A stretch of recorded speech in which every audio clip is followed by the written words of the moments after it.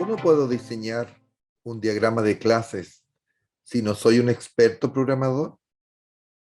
Hola, soy el profesor Gerardo Cerda Neumann de la comunidad informática gestionenti.com y quiero proponerte una manera de realizar esto. Esta técnica se llama CRC o diagrama de clase usando cargo, responsabilidad y colaboración. Esta técnica proviene de los autores Ken Beck y Ward Cunningham, quienes pensaron en una herramienta que facilitara una lógica de brainstorming. Esta técnica que permite buscar solución a los problemas entre un equipo de participantes donde todos dan su opinión, sin presiones, se registran todas las ideas y finalmente se van combinando entre todos hasta encontrar una solución compartida.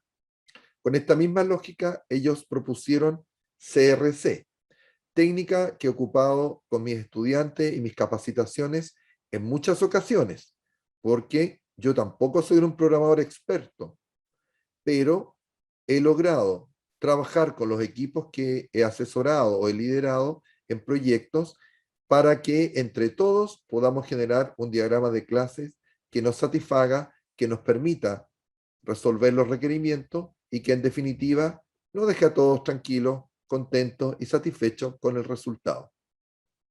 Veamos de qué se trata.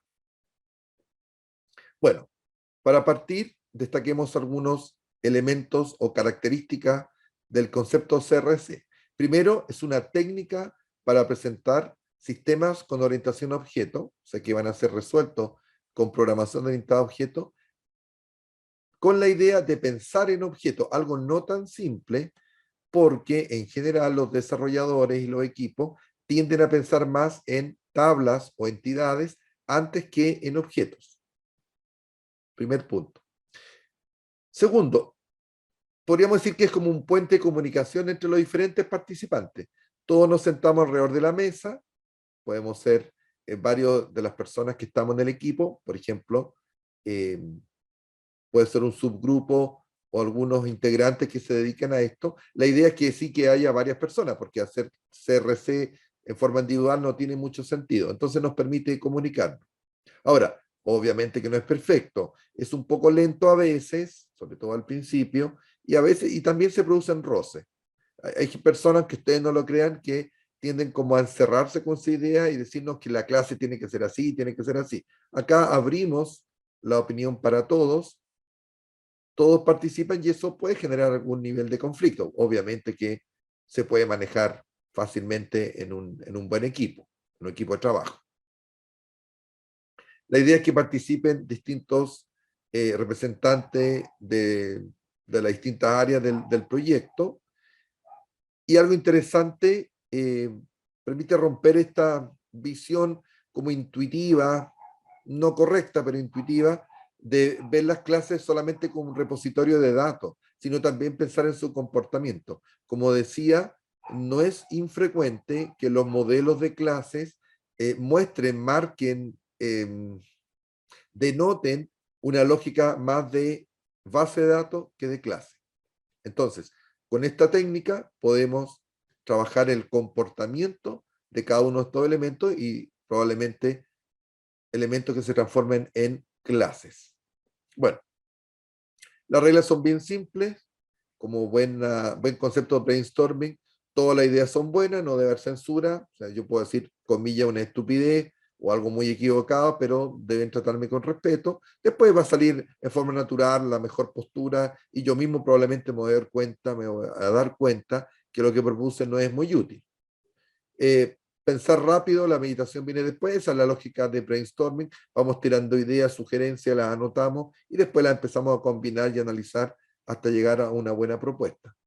Cada participante tiene su turno, o lo vamos haciendo como un círculo, yo propongo o planteo lo que pienso, y luego le toca a otro y así sucesivamente.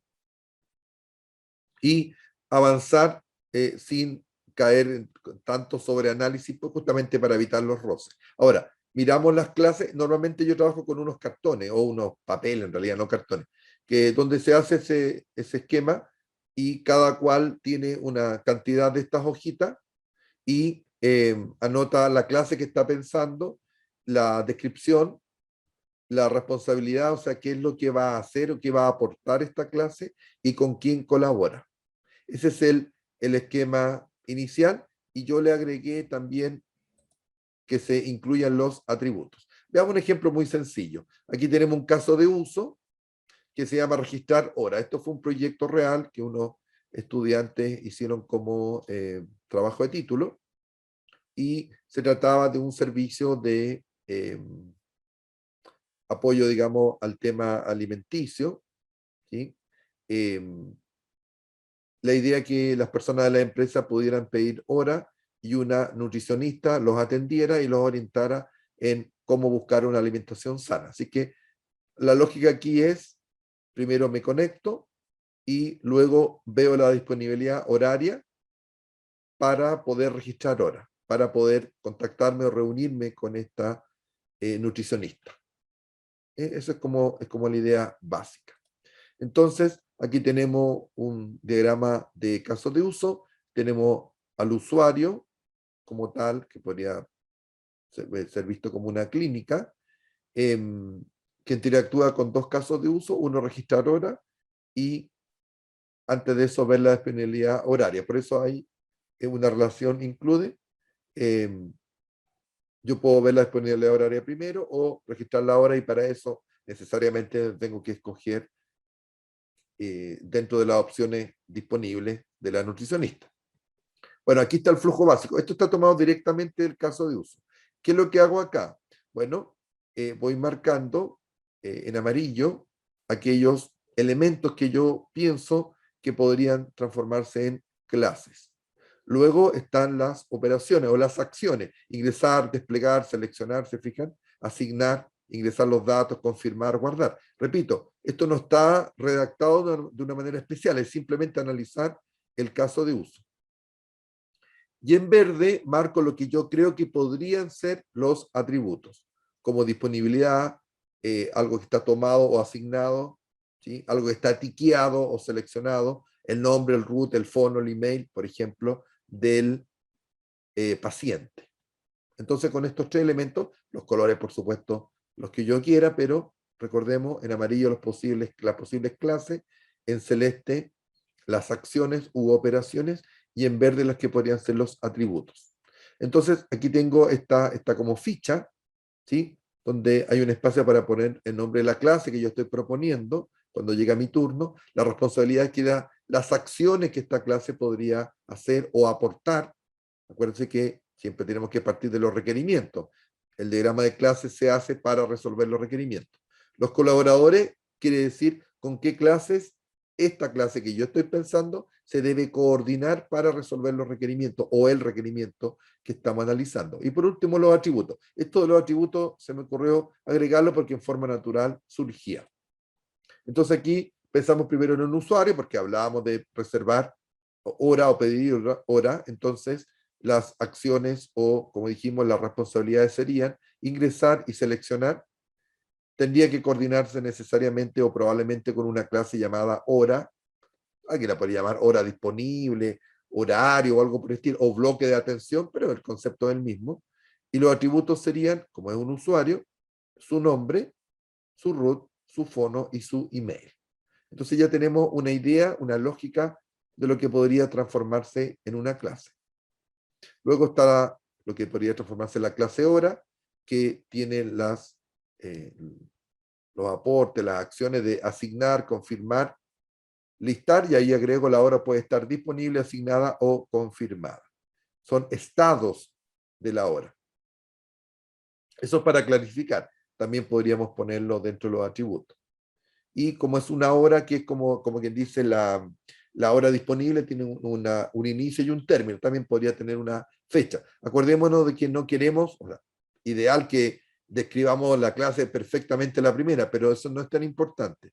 Entre todos vamos a ir dando vuelta y mejorando cada vez las clases. Y nos vamos a dar cuenta que esta clase en realidad es casi lo mismo que esta otra, vamos a dejar una sola, y eso hace con la lógica de brainstorming, que vayamos combinando las propuestas de todos para llegar a una buena solución. Bueno, la clase ahora debiera interactuar o coordinarse, como queramos llamarlo, con la clase usuario y la clase paciente.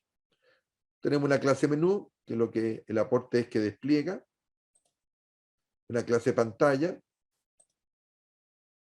y la clase paciente, que ya es más específica, que solicita ahora, recibe atención. Partimos con usuario, ahora estamos hablando de paciente, y si ustedes se fijan es como una evolución. ¿Por qué nos parece más lógico que se llame paciente? Porque es la persona que recibe la atención. Una nutricionista o un nutricionista como profesional está en el ámbito de la salud, por lo tanto, las personas que reciben atención de salud normalmente las denominamos pacientes. Acuérdense que estamos todos alrededor de la mesa, metafóricamente o físicamente, y entre todos vamos poniéndonos de acuerdo que este es el vocabulario más correcto y más útil. ¿Ya? Y de esa manera vamos llegando a una solución que nos represente a todos y llegamos a un diagrama de este estilo. Tenemos que hacer después un diagrama de clase, y ahí, si lo hacemos con UML, está en este caso la herencia, etcétera, etcétera. Entonces, crear el diagrama de clase se hace después de revisar y modificar las tarjetas hasta que todos los que estamos alrededor de la mesa, metafórica o física, estemos satisfechos, estemos tranquilos. Como todos tenemos nuestro turno para opinar, como estamos con una actitud positiva, que eso es lo que permite el brainstorming, no va a pasar mucho rato hasta que lleguemos a una solución que nos represente, que nos deje más tranquilos, y muy probablemente, porque lo he confirmado en varias ocasiones, lo he probado en muchas ocasiones, el diagrama de clase va a ser de mucho mejor calidad. Y nos vamos a dar cuenta cómo tendría que ir los mensajes entre una clase y otra, etcétera. Ahí estaría la parte de colaboración, por ejemplo.